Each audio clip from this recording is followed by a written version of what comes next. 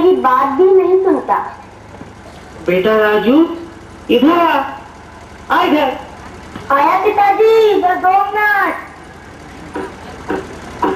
अबे तू बैग इधर नहीं कर सकता।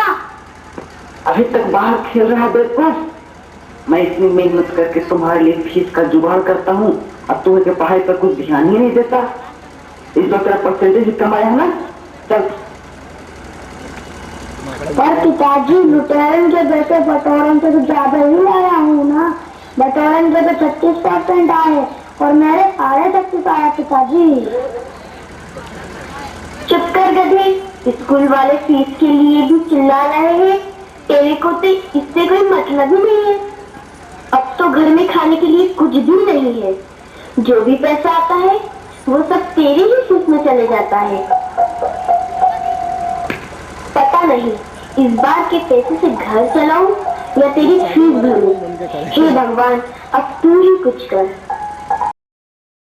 चिंटू, विद्यार्थी का अर्थ क्या होता है? सर, जो विद्यार्थी अर्थ ही निकाल दे उसे विद्यार्थी कहते हैं। शाबाश, एकदम सही। अच्छा चिंटू, तुम श्लोक तो सुनाओ जो पिछले हफ्ते सिखाया था।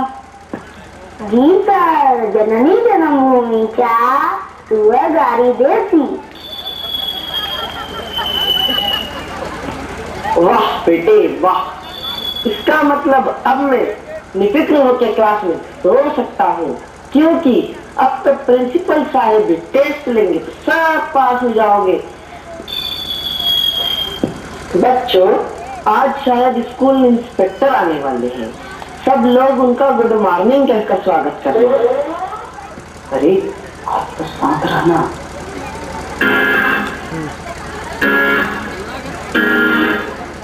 Good morning sir. वो तो हमारे पास है ही। सर, ये आपको गुड मॉर्निंग कह रहे हैं। ओ गुड मॉर्निंग, गुड मॉर्निंग। बैठ जाइए। कहाँ है आपका प्रिंसिपल? जी मैं यहाँ हूँ।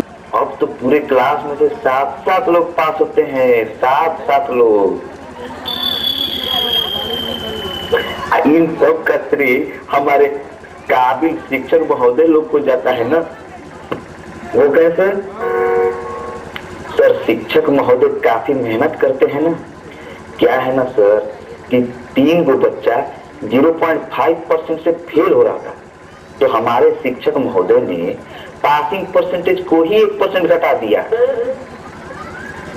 सर, हमारा तो उद्देश्य ही है बच्चे से ज्यादा गार्नियर लोग खुश रहे। सर, अब कुछ माल पानी लेके हमरो स्कूलों को भी एक ग्रेड बता दीजिए और रिपोर्टवा बना दीजिए ना। वाह, क्या बात है। चलिए तो लाइए 2 लाख रुपए। सर, पूरे बच्चों के फीस भी मिला देंगे तो 2 लाख नहीं होता है सर। तो हम 2 लाख कहाँ से देंगे सर? तब तो A ग्रेड का सर्टिफिकेट मुश्किल है।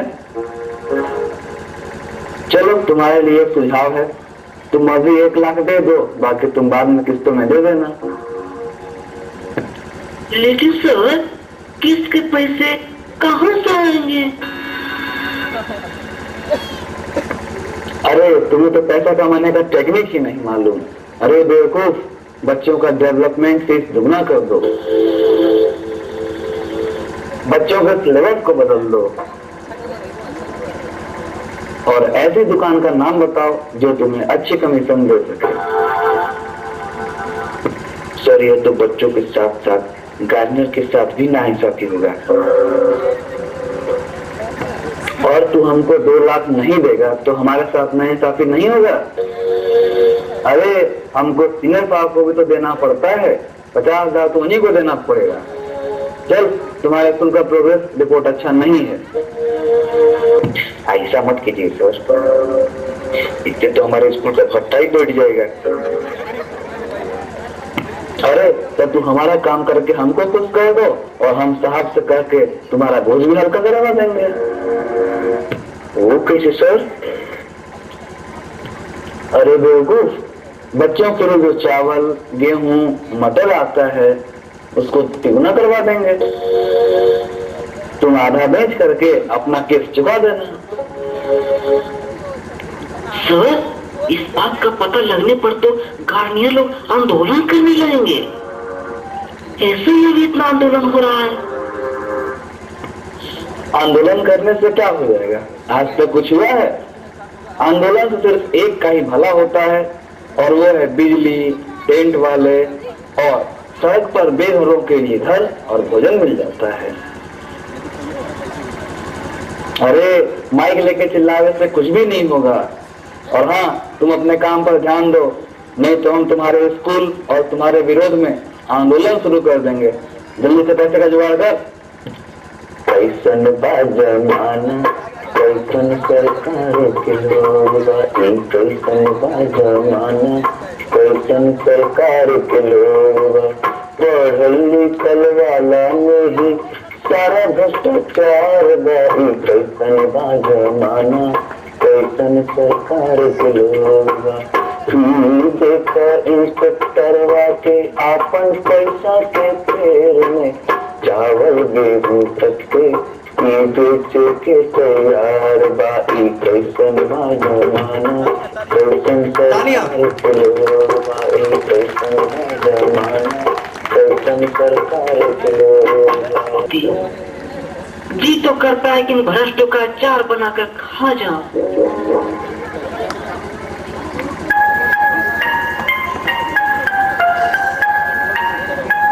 हमको भी कुछ तैयारी करनी है।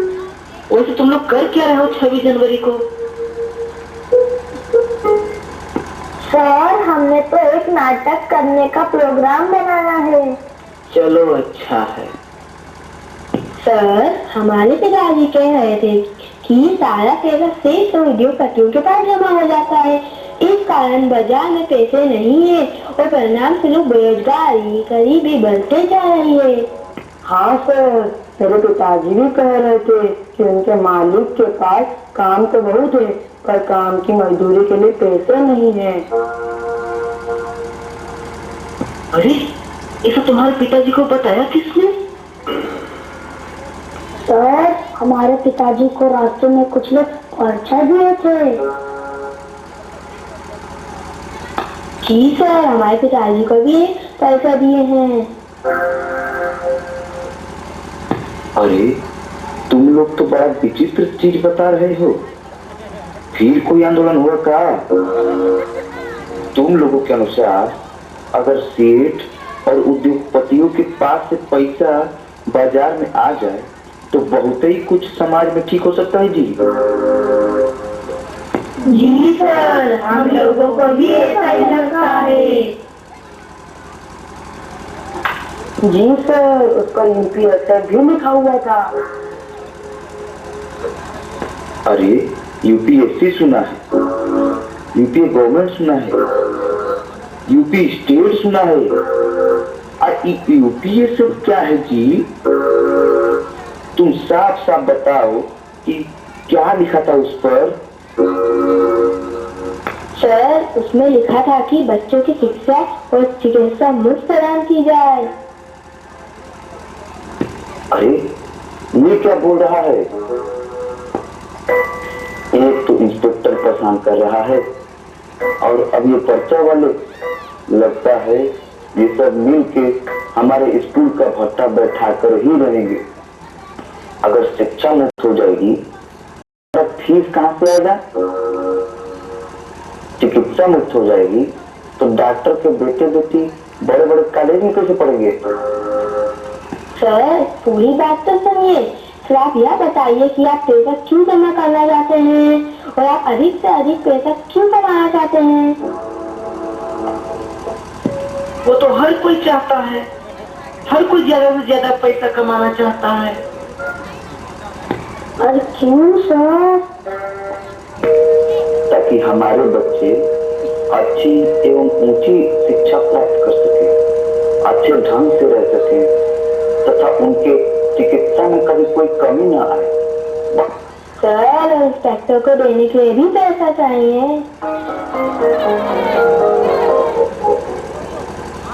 तुमको किसने बताया? कौन इंस्पेक्टर? कैसे पता है? सर, हमने सब कुछ सुन लिया है। अब आप क्या बताइए कि इंस्पेक्टर को पैसा क्यों चाहिए? अरे उससे भी अपने बेटे बेटी की शिक्षा और चिकित्सा के लिए पैसा चाहिए होगा।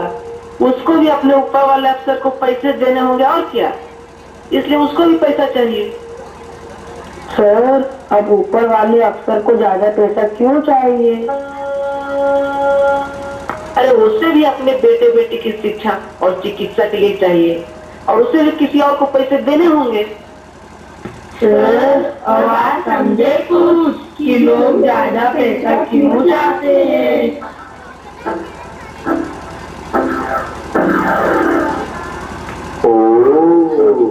अब समझा कि लोग अधिक पैसा, इच्छा, चिकित्सा तथा उज्जवल भविष्य के लिए चाहते हैं, लेकिन ये सब ठीक कैसे होगा? सर, आप भी उस पर्चा वालों से मिलिए। उसका पता है सर, आनंद मार्ग आश्रम, सिक्योरिटी लाइन, भोपाल। सर, पर्चा में यह भी लिखा था कि प्रौढ़ को पढ़ें, समझें और लागू करें तथा आज की समस्त समस्याओं का समाधान है प्रौढ़। और सर, तो उसके पास प्रिंसिपल भी है। अरे ये क्या कर रहे हो जी? यह प्रौढ़ है क्या जिसमें 5-5 प्रिंसिपल है? इस स्कूल में तो हमारी ही एक प्रिंसिपल है, तुम लोग तो जानते करते हो। सर, ये वाला प्रिंसिपल नहीं, वो वाला प्रिंसिपल जिसका अर्थ है मूलभूत सिद्धांत। अच्छा तो बताओ 5 प्रिंसिपल वाला कौन कौन सा है? सर, ये तो आप उन्हीं से जाकर पूछिए। अब लग रहा है ना तो जाके पर्चा वाले से बात करना ही पड़ेगा।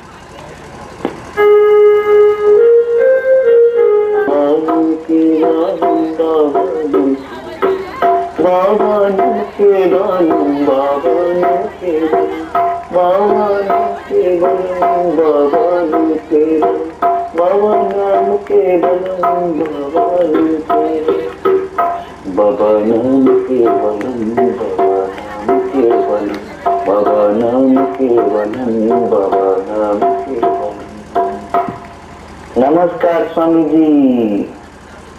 नमस्कार जी, कहिए क्या बात? ऐसे तो स्वामी जी हम लोग आए थे यहाँ कुछ और काम से, लेकिन ये तो पहले बताइए आप लोग अभी क्या कर रहे थे? बाबा नाम केवलम एक अष्टाक्षरी सिद्ध महामंत्र है जो कि भगवान श्री श्री आनंद मूर्ति जी के द्वारा दी गई है। बाबा नाम केवलम सिद्ध महामंत्र के बारे में भगवान श्री श्री आनंद मूर्ति जी कहते हैं, एक बार बाबा नाम जो तो पाप हरे, पापी देर साधे नहीं ततो पाप करे। अर्थात एक बार बाबा नाम केवलम मंत्र का जाप करने से इतने पापों का नाश हो जाता है कि पापी का सामर्थ्य ही न है कि उतने पाप कर सके। अच्छा, ये प्रौढ़ कौन सी चिड़िया का नाम है जी? प्रौढ़ अर्थात प्रगतिशील उपयोग तत्व, संपूर्ण सृष्टि का सामाजिक आर्थिक दर्शन है। प्रौढ़ दर्शन का आधार नैतिकता, पथ, आध्यात्मिकता तथा लक्ष्य मोक्ष। इसका प्रथम सिद्धांत है समाज आदर्शीन बिना धन संचय अकर्तव्य। अर्थात यह विश्व ब्रह्मांड सबों की संपत्ति है, इसे भोग करने का अधिकार सभी को है, किंतु अव्यय करने का अधिकार किसी को नहीं है। यदि कोई व्यक्ति अतिरिक्त संपदा संग्रह एवं संचय करता है तो उस दशा में प्रत्यक्ष रूप से समाज के अन्य व्यक्तियों की सुख सुविधा को ही खर्च करता है। इसीलिए समाज की अनुमति के बिना किसी भी व्यक्ति को संपदा संचय करने का मौका देना उचित नहीं है। इसका दूसरा सिद्धांत है स्थूल सूक्ष्म कारणेषु चरम उपयोग प्रकर्तव्य विचार समर्थितम वंदनश्च, अर्थात स्थूल सूक्ष्म और कारण जगत में जो कुछ भी संपदा निहित है जीवों के कल्याण के लिए उसका उत्कर्ष साधना करना है।